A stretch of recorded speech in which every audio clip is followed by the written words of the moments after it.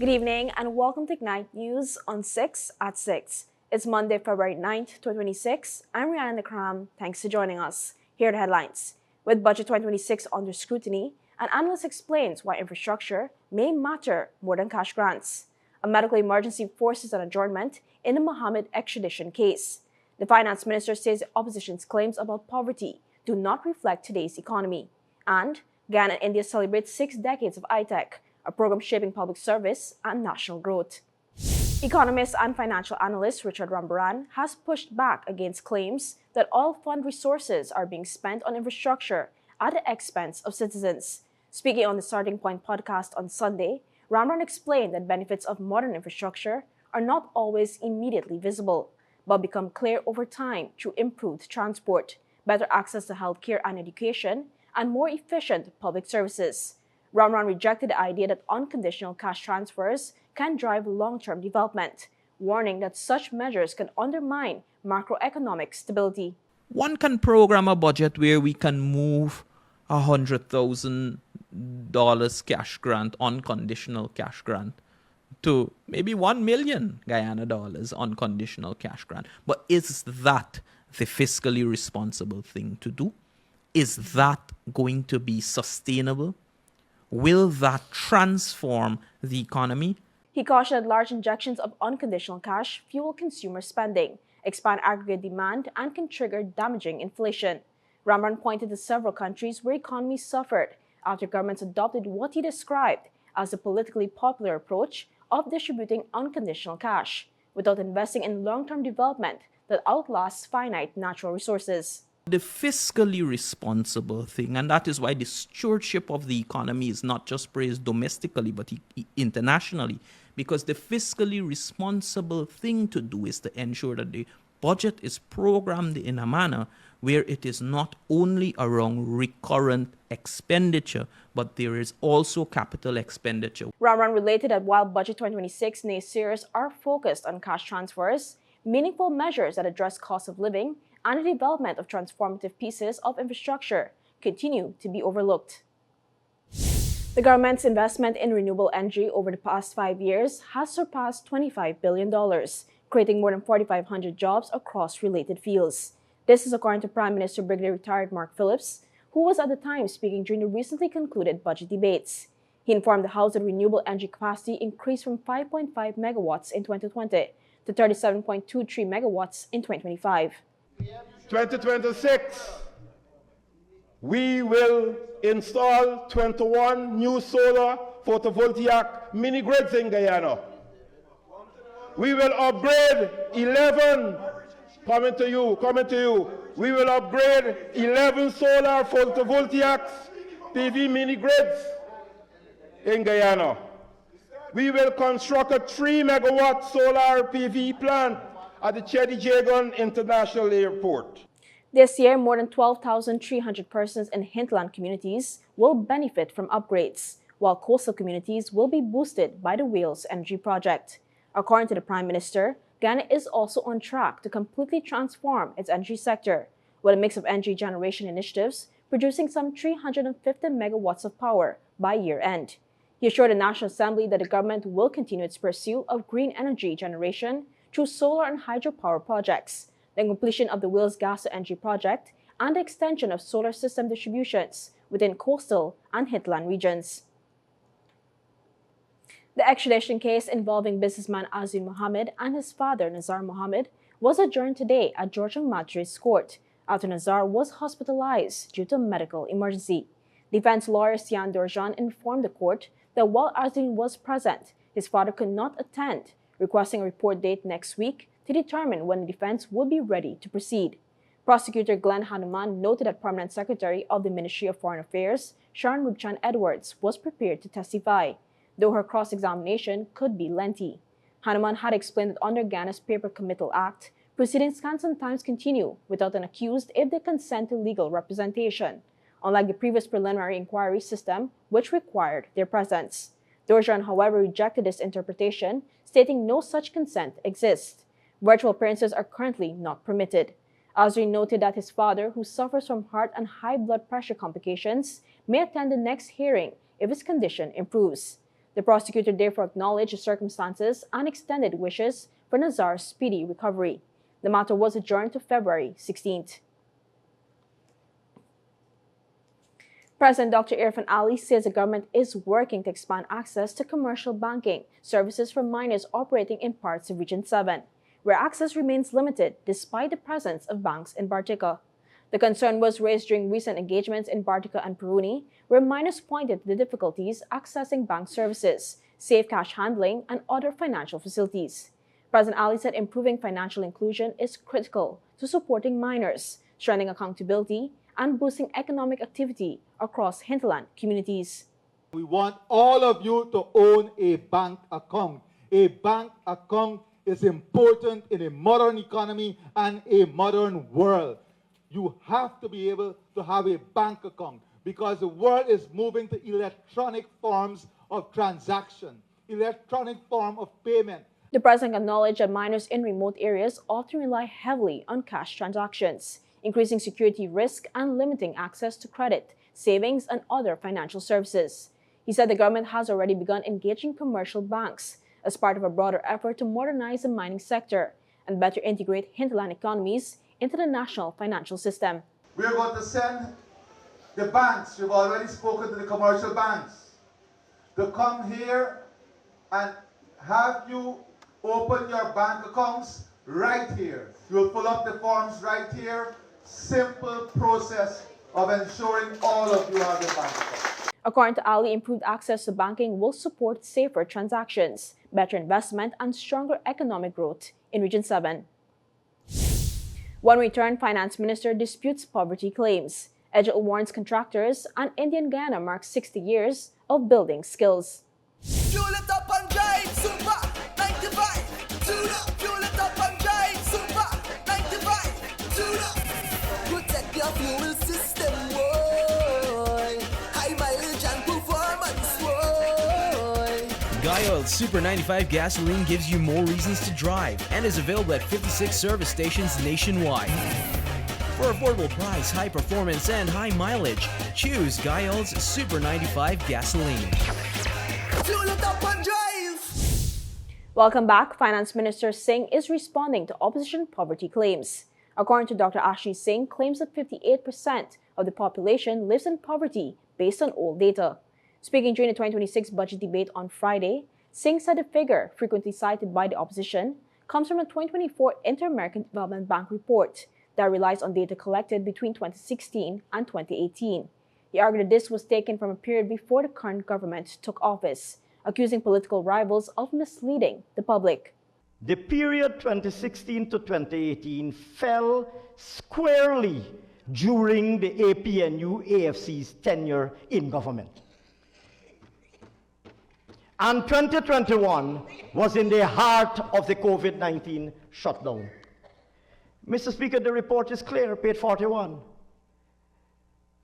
2016 to 2018, so that poverty statistic that they were trotting out is an APNU-AFC legacy.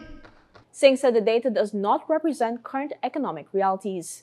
If we take the moderate poverty line of $6.85 per day, let us round that up. My arithmetic is not what it used to be when I was younger. Let us round it up for convenience to $7 per day. And let us use, again for arithmetic convenience, 200 to 1. $7 per day at 200 to 1 is 1,400 Guyana dollars. Mr. Speaker, I challenge the honorable member to find anybody in Guyana working for 1,400 Guyana dollars per day. He defended the government's economic record, saying policies aimed at boosting employment, raising wages, and expanding social support were improving living standards. The finance minister rejected opposition accusations of economic mismanagement, pointing to macroeconomic indicators that he said demonstrate fiscal discipline and sustained growth. He said the country's debt-to-GDP ratio stood at 28.6% at the end of 2025, among the lowest in the Western Hemisphere, while debt service accounted for about 5.5% of government revenue. As government demand for accountability increases with the surge of state plans and projects, Minister of Public Works Juan Edgel is warning contractors that political connections will provide them no aid if they fail to perform accordingly. He made the statement on a recent radio show highlighting the inappropriate behavior of some contractors. One of the things that is becoming very, very disgusting, and I've addressed this, and I want to show the people of Guyana, even if you see a contractor that is politically connected, your politics is not going to save you and you don't do the work right. The minister said he has instructed the ministry's engineers and clerk of works to execute their works without fear of intimidation. I'm the politician of the ministry, you are technical people. Even if they show you a picture with you and the president, enforce the terms and conditions. Even if they go on WhatsApp and they show you that they got a picture with them and the vice president, enforce the terms and conditions of the contract. If they want to talk politics, let it call me, I'm the politician. Minister Edgell explained that his ministry continues to render significant assistance to contractors in the proper execution of their duties, particularly those now entering the field.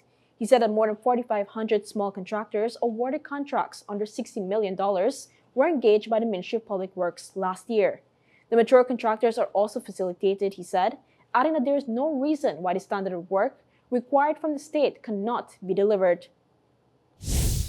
India's Technical and Economic Cooperation Program, or ITEC, is celebrating 60 years of building skills in Guyana's public service and driving national development.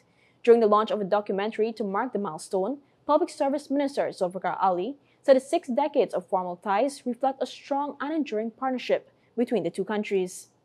The ITEC program has played a major part in the development of Guyana, of our civil service, of many persons who have come back and also contributed significantly as well to the private sector in Guyana. As you know, His Excellency the President also studied in India. He spent a year in India, and he has had a fantastic experience there. He has learned much there, many of which he is applying now. And I too am an alumni from India. Ali noted that many Guyanese who studied in India returned with valuable skills and cultural understanding, and he called for expanded cooperation in agriculture, security, defense, and ICT. India's High Commissioner to Guyana, Amit Talang, also addressed the event, highlighting the capacity building has been the foundation of bilateral relations since the program launched in 1964. Today is the time to recognize both these milestones. Of course, 60 years of the Indian Technical Economic Cooperation Program, and also the 60 years of establishment of formal diplomatic relations between our two countries. I specifically use the word formal because there is something that is very near and dear to all of us, that the real relations between our two countries began in 1838. Talang also conveyed a message from India's Minister of State for External Affairs responsible for development cooperation, expressing gratitude to the government for its continued support of the ITEC program. The documentary showcased the impact of the program on public servants across key sectors, highlighting how training in India has influenced their professional development and contributions to national growth. Sports and economic activity in Linden are set for a major boost following a long-awaited commissioning of the Bayrock National Stadium, a facility officials say will transform athletics, recreation, and commercial opportunities in Region 10. This is not the end. This is the means to the end, because the next part of the journey is to bring world-class events. It's to create opportunities for your local economy by bringing events, by creating opportunities. The Bayrock National Stadium features a FIFA-certified playing field, a synthetic athletics track, and supporting infrastructure designed to meet international standards. Government officials say the facility will allow Guyana to expand its calendar of sporting events, attract regional competitions, and reduce the need for athletes from hinterland and riverine communities to travel to Georgetown for high-level training and competition. This is a very significant time for Linden especially. This will stimulate economic growth here in Linden. It'll give our athletes an opportunity to up their skills. This facility here will continue to boost economic activities in Linden. The commissioning of the Bayrock National Stadium comes as the government continues to roll out major investments in community grounds, stadiums, and training facilities nationwide, linking sports development with youth empowerment, job creation, and economic diversification. Officials say the Linden facility will serve as a hub for sporting excellence while supporting broader regional growth. When we come back, Arinzi Chance breaks records in Linden. The India-Pakistan T20 clash hangs in the balance, and Sean Dyche responds to job rumors. Your business is built on hard work, vision, and the drive to succeed. At GBTI, we understand what it takes to grow. That's why we offer Grow, a small business service designed to help your business expand, adapt, and reach its full potential.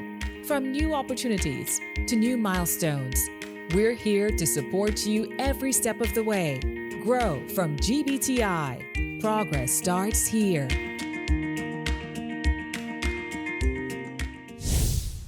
You're watching Night News on 6 at 6. Thanks for staying with us. A rainy chance sets a new record at Linden's Bayrock facility. The 400-meter specialist had a scintillating performance at the opening of the new synthetic facility on Saturday evening, setting the track record with a season opener of 46.49 seconds. However, Chance noted that while he is excited about the win, he was more concerned about his strategic approach to the race. The idea is to pretty much execute the race as best as possible. I would almost say to perfection. So that was pretty much the intention going into this race, knowing that, it's a big crowd, a new facility being commissioned. I love the big stages. I love the bright lights. So the mood was set for a good race, and I would have been able to open up my season running one of my fastest times ever. Chance also highlighted that he enjoyed competing at the new Bayrock facility. The facility in itself was great. The atmosphere was electric. The surface of the track, I think because it hasn't been used a lot, because I think it was, the material was laid a few years ago, probably 2 or 3 years back. So because it hasn't been used heavily, it definitely still has a lot of springiness in it. And I definitely utilized that to the best of my ability. Chance will be in action again on February 14th at the Bayrock facility, with a chance to lower his own track record. There is cautious optimism that the high-profile India-Pakistan group match at the 2026 T20 World Cup could still take place in Colombo on February 15th. The Pakistan Cricket Board (PCB) had threatened to boycott the fixture, citing solidarity with Bangladesh, who were excluded from the tournament after refusing to play matches in India over security concerns. ICC Deputy Chair Imran Khawaja recently met PCB officials in Lahore, alongside Bangladesh Cricket Board President Aminul Islam, signaling progress in ongoing talks. The PCB has tied its stance to guarantees for Bangladesh, including protection of revenue, no sanctions, and assurance that Bangladesh's co-host status for the 2031 ODI World Cup remains intact. Concerns have also been raised over the ICC's revenue-sharing model. While no final agreement has been reached, officials say the discussions have increased hopes the India-Pakistan match will go ahead as planned. Nottingham Forest manager Sean Dyche has dismissed speculation over his future, insisting that one poor result will not define his tenure. Forest faced Wolves on Wednesday with a 3-point cushion over 18th-placed West Ham at risk if the Hammers beat Manchester United on Tuesday. The BBC reported that Dyche, who was nominated for Premier League Manager of the Month for January, had overseen an unbeaten run of 4 top-flight games before Friday's 3-1 defeat at Leeds. Despite owner Evangelos Marinakis sacking 2 managers this season, Dyche stressed that he has maintained regular contact with the club's leadership and that occasional setbacks are expected. Reflecting on a recent draw against Crystal Palace, Dyche noted the owner had praised him for navigating challenging circumstances, including playing with 10 men. He emphasized that calls for his dismissal after a single defeat are unrealistic and highlighted his and the owner's shared realism about Forest's current situation. Still ahead, Trinidad's Manufacturing Association faces major withdrawals. Bad Bunny makes Super Bowl history, and Air Canada suspends flights to Cuba. Guyana, the wait is over. Saturday, 28th March 2026, the Guyana National Stadium is about to light up with the biggest names in the Chutney Soca world. Young Breda, Ravi B, K.I., Rick Ram from Holland, Sandesh and Shivam Rajaram from Canada, Omish from Guyana, Vikadi Singh, 8 big bands from around the world, over 50 artists, all clashing on one night. Feel the power of the Firefest production team. Get ready for Clash of the Titans.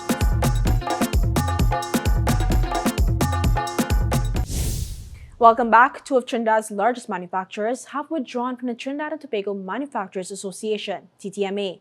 The CEO of the association, Dr. Mohinder Ramdeen, has confirmed that the Anson McCall Group and Trinidad Cement Limited, TCL, have withdrawn from the association. The Trinidad and Tobago Guardian reported that Anson McCall's withdrawal, dated January 26, cited concerns over the association's leadership, consultation, and advocacy, particularly regarding critical national issues such as the National Gas Company's planned natural gas price hikes. The correspondents criticized the TTMA for engaging the government without consulting its largest member, leaving Anson McCall feeling excluded from decision-making processes. Concerns were also raised over the association's delayed response to excise tax increases that disadvantaged local manufacturers. Anson McCall stated that its withdrawal was necessary due to the lack of transparent, structured dialogue and effective representation, while reaffirming its commitment to national development, corporate responsibility, and a competitive manufacturing sector. Ramdeen noted that despite these departures, TTMA's over 750 remaining members continue to actively support the association and its mandate. In international news, Puerto Rican superstar Bad Bunny, born Benito Antonio Martinez Ocasio, didn't just headline last night's Super Bowl halftime show. He made history, becoming one of the few Spanish-language artists to command America's biggest stage and to do it almost entirely on his own terms. The performance came at a moment when Latin music dominates global charts, but remains underrepresented at major U.S. broadcast events. With more than 40 million Spanish speakers in the United States, Bad Bunny's appearance signaled a cultural shift, from crossover curiosity to full-fledged mainstream power.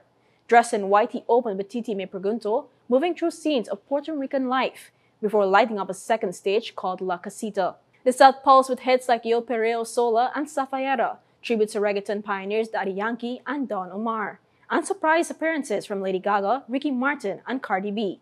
In the night's defining moment, Bad Bunny stood between the U.S. and Puerto Rican flags, declared God bless America, and then named countries from Chile and Argentina to Canada and even Guyana, as flags from across the hemisphere filled the stadium, expanding the meaning of America itself. The message landed just days after Bad Bunny used his Grammy win to protest U.S. immigration enforcement, declaring ICE out amid a nationwide crackdown.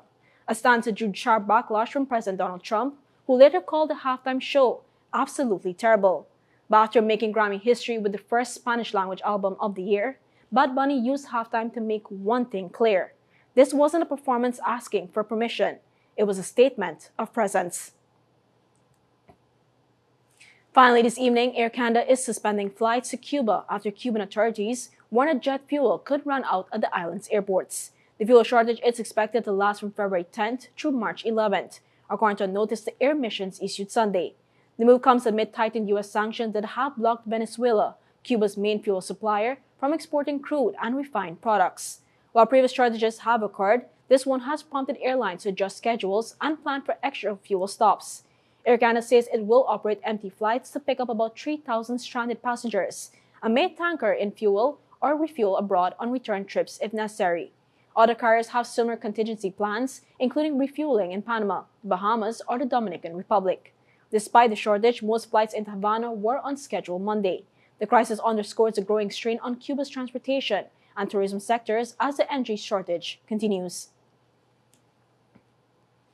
And that's all for this edition of Ignite News on 6 at 6. For more stories, visit ignitenews.com or follow us on social media. Thanks for watching. I'm Rihanna Nikram. See you tomorrow for more Ignite News.